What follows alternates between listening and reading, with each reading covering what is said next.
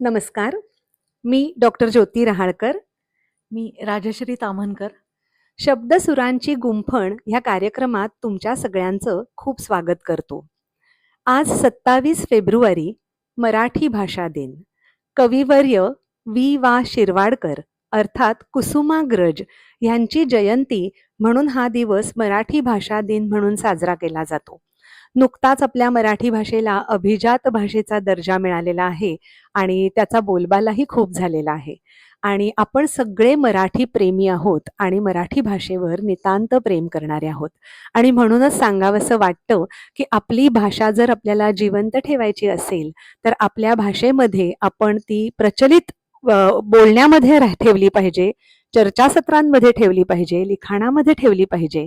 आणि जी भाषा शुद्ध अशुद्ध या वादात न शिरता आपल्याला जशी भाषा गमेल त्याच्यामध्ये दरच वेळेला नवीन नवीन साहित्याची निर्मिती आपण करायचा प्रयत्न केला पाहिजे.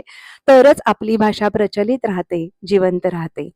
खूप मागे जाऊन पाहायचं म्हटलं तर भाषा कुठलीही जरी असली तरी तिचा जो एक बाणा असतो तो थोड्या थोड्या वर्षांमध्ये बदलत असतो आणि भाषेमध्ये सतत सरमिसळ होत असते आणि नवीन रूप धारण करून तीच भाषा नव्या रूपामध्ये पुढे येत असते. आणि म्हणूनच आता आपण जे बोलतोय ते किमान एक 100 वर्षाचा कालावधी लागेल ती भाषा तशीच राहायला. जशी जशी आपली पुढची पिढी ज्याच्यामध्ये नवीन शब्दांची भर टाकेल किंवा नवीन एखादा थाट त्याच्यामध्ये आणेल त्याप्रमाणे ती भाषा थोडी थोडी जडत घडत बदलत बदलत जाईल. तर अशीच म्हणजे आता जर आपण आठवायचा प्रयत्न केला तर माऊलींनी ज्ञानेश्वरी किंवा भावार्थ दीपिका मराठीतच लिहिली. पण आज वाचायला गेलं तर असं वाटतं की कुठली भाषा आहे ही आणि मग मला का कळत नाहीये. पण गेल्या 700-800 वर्षाच्या प्रवासामध्ये तीच मराठी बदलत बदलत आज या टप्प्यावरती येऊन पोचली आहे. आणि मराठी भाषेचा गोडवा आणि मराठी भाषेचा आदर आपल्या सगळ्यांच्या मनामध्ये खूप जाज्वल्य आहे, नाही का? आणि मला सांगायला खूप आनंद होतो की आम्ही दोघीही पुणे शहरातल्या सदाशिव पेठेमध्ये लहानाच्या मोठ्या झालेल्या, त्याच्यामुळे मराठीबद्दल नितांत आदर आम्हाला आहे आणि म्हणूनच मराठीतले जास्तीत जास्त कार्यक्रम करायचा आमचा प्रयत्न असतो.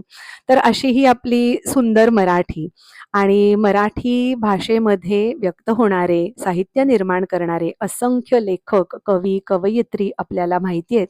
तर गमतीचा भाग म्हणजे आपली भाषा आणि आपलं रूप याच्यामध्ये काय साधर्म्य असू शकतं ह्याचा जर का विचार केला तर कोणीतरी शांताबाईंचं वर्णन करताना असं म्हटलंय की मराठी भाषा मला तुमच्यासारखी वाटते, साधी, सात्विक, प्रेमळ, लाघवी. पण कधी जर असं ऐकलं तर आता शाहीर आहेत, विविध पोवाडे गाणारे शाहीर आहेत, तर त्यांच्यामधली तडफ, त्याच्यात येणारे शब्द, त्याचे उच्चार, त्यातला जोश हा पण आपल्याला भुरळ घालतो. तसंच लावणीमध्ये येणारा प्रधान शृंगार रस, त्याच्यासाठी सुद्धा शब्द मर्यादा मराठीला कधीच जाणवली नाही. तर कुठलाही नवरसातला भाव असू देत, कुठलाही रस असू देत, मराठी ओतप्रोत भरलेली भाषा आहे असं मला वाटतं. आणि म्हणूनच मराठी भाषेचं कौतुक करण्यासाठी आज आपण शब्दसुरांची गुंफण यामध्ये हा विषय निवडलेला आहे.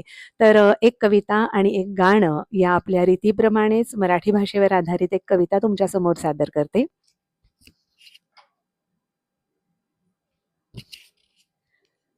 डोळ्यातून बोलता येतं, स्पर्शातूनही येतच की. डोळ्यातून बोलता येतं, स्पर्शातूनही येतच की. खाणा खुणा हात वारे सगळंच व्यक्त होण्यासाठी. मनातलं मांडण्यासाठी, कडाडून भांडण्यासाठी. मनातलं मांडण्यासाठी, कडाडून भांडण्यासाठी. भावनांच्या नव्या नव्या मुक्त करण्यासाठी. भावना त्या नव्या नव्या मुक्त करण्यासाठी. कंठव्य, तालव्य, ओष्ठ्य, कंठ तालव्य उच्चारांसाठी. कंठव्य, तालव्य, ओष्ठ्य, कंठ तालव्य उच्चारांसाठी. स्वर व्यंजनांची स्पंदने श्रवणी नेण्यासाठी. अक्षरांची गुंफण, अक्षरांची गुंफण निर्मिती ती शब्दांची. अक्षरांची गुंफण निर्मिती ती शब्दांची. वाक्यच वाक्य सारी शब्दातूनच येते ती. अर्थपूर्ण भाव हृदयाचा ठाव. अर्थपूर्ण भाव हृदयाचा ठाव तुम्हा कळण्यासाठी. अर्थपूर्ण भाव हृदयाचा ठाव तुम्हा कळण्यासाठी. समृद्ध, सुंदर, मधाळ मायबोली मराठी, मायबोली मराठी. तर अशी ही आपली मराठी भाषा जिच्या बरोबरच आपण जगलो, वाढलो आणि अजूनही त्याच भाषेने आपण समाजामध्ये वावरतोय आणि एकमेकांशी संवाद साधतो आहे, एकमेकांबरोबर मैत्रीचं नातं निर्माण करतोय, आपली आहेत ती नाती सांभाळतोय.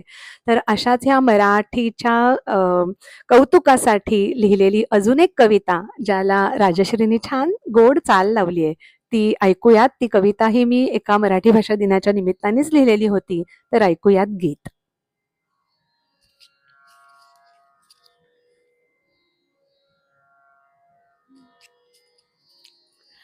कशी मधाळ मधाळ देवा आमुची मराठी, गावी थोरवी होतीची प्रत्येकाने ओठी ओठी, स्वरांची त्यात नांदी गमतीची बाराखडी, पहा व्यंजनांची कशी सभा भरते हो मोठी, लय लोट त्यात जशी काव्य अन साहित्याची, कानालाही तिची गोडी बोलताना मजा येई, कधी कधी ठेवणीची शब्दांची हो सरबत्ती, म्हणे 12 मैलावरी तिच्या छटा बदलती, उच्चारात तिच्या कधी हेलकावे हिंदोळती, रोखठोक कधी कधी शब्द मनास भिडती, कधी परखड भारी कधी स्पष्ट वक्ती अति, कधी झोंबते हृदयी गोंजारते मना कधी, जिभेच्या हो टोकावरी जशी आरूढ होनी, रुबाबात फिरते ती पहा देवी सरस्वती, पहा देवी सरस्वती. खूप सुंदर आणि छान खूपच लिहिली कविता. आणि खूप भाव आणून राजश्रीनी गायली. ते कानाला इतकं सुंदर वाटलं. आणि कधी कधी असं होतं ना, शब्द आपले असतात पण ते दुसऱ्याकडून ऐकायला एक वेगळीच मजा येते. तर हा मराठी भाषा दिनानिमित्त केलेला आमचा हा छोटासा भाग तुम्ही सगळ्यांनी आनंदाने पाहिलात आणि आम्हालाही खूप मजा आली. काहीतरी वेगळा विषय घेऊन दरवेळी यायचा मानस असतो. तर आजचा हा भाग तुम्ही बघा, त्याचा आनंद घ्या आणि मराठी भाषा दिनानिमित्त तुमच्या सगळ्या आप्तेष्टांमध्ये तो शेअर करायला विसरू नका. आणि अशीच आम्हाला प्रोत्साहन आणि प्रेरणा देत राहा. खूप खूप धन्यवाद. मी मराठी, आपली मराठी. नमस्ते.